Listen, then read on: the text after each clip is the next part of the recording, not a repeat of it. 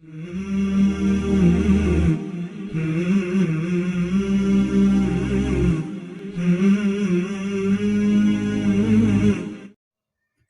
کھولنے کی دعا۔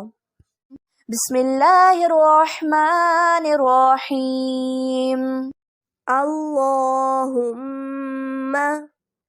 انی لک صمت وبک آمنت وعلیک توکلت وعلی رزقک افطرت۔